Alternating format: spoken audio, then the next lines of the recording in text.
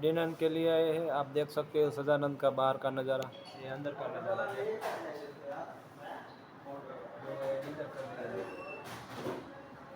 क्या करने के लिए?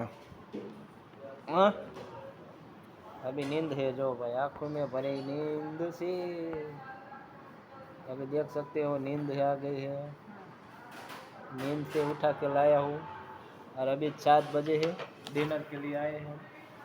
आप देख सकते हो ये होटल का एड्रेस है ना, सदानंद विच्चा रोड ઉપર આવે રસ્તાની બહાર નીકળો એટલે એડ નવા એડની સામે એક જ છે સદાનંદ।